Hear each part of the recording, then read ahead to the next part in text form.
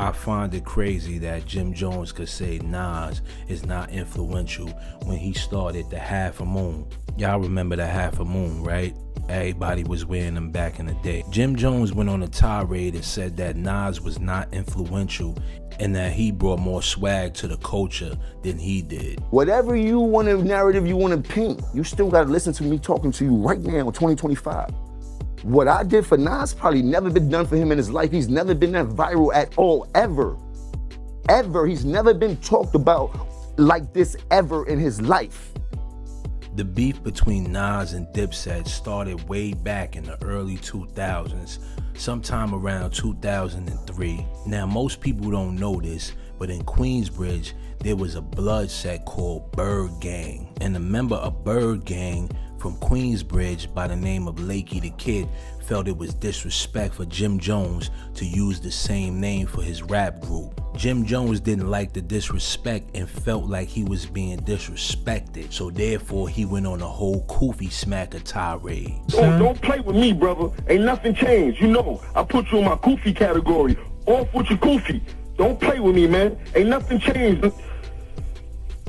The whole Koofy smacker tirade came from Nas on his Godson album where he was sporting the Koofy. Cameron took it a step further where he made a diss track called True Story where he was addressing Nas and how they problems started. Being that Cameron was on Rockefeller, this was an easy layup for him to go against Nas, being that him and Jay-Z were at odds. I'ma tell you a true story. This right here is true stills. This is real life right here. This little nigga Nene, he's a little dirt boy. You know the on your block that you piss on yourself. You might have called him shorty stain. You know the shorty stain on your block? That's him. But anyway, man, besides that, we see this nigga downtown at the W Hotel. He's from the Bronx, Queens.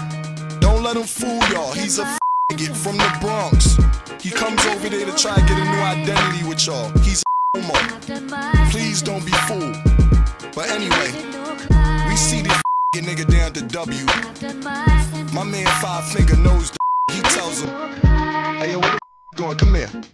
You better fall back on this whole situation. He says, no, I ain't got nothing to do with it. I'm just trying to rhyme. I'm just trying to get on. I ain't on it like that. You sure? I'm sure. Okay, you can leave now.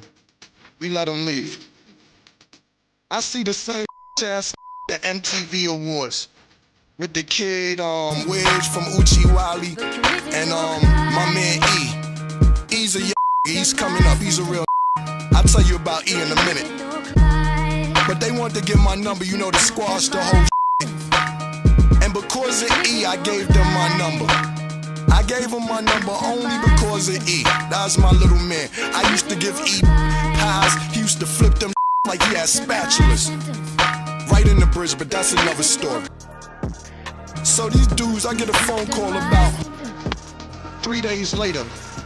Some dude is on the phone, yo, I'm so-and-so, I claim this, I claim that. Yo, what's that you claim? I'm like, whoa.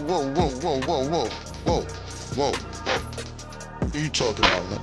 Nah, I'm so-and-so, I'm only squashing this for Nas and them on the strength cause you claim this, and your man's just doing that, and they claim this, that, and the third. But while he's talking, I hear operator come on about 2 minutes later saying, this phone call is from a federal prison in New York State. I said, what kind of peanut butter and jelly this? You feel me, Brazzy? I hung the phone up on that ass. I mean, what kind of, it ain't that self-explanatory. For years after Nas would ignore Jim Jones' Koofy smacker comments, Nas then got tired of the comments and went on Power 105.1 to diss Cameron and Summer Jam. One mic. Listen to one mic, my people. You know what I'm saying? Let's get.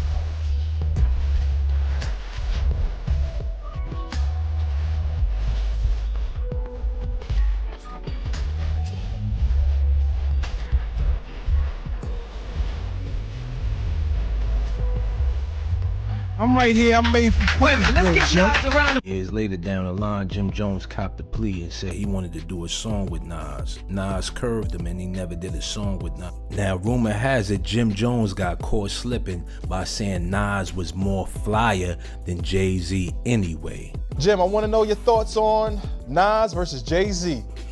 My Nas might be top 3 of all time of flyers in the industry in his era. His drip has changed a little bit different as he's been older, like in these days, but he's rich as I will give to him. But in that day, in the 90s and shit like that, we was trying to buy everything Nas has, from the Helly Hensons to the rugby jackets.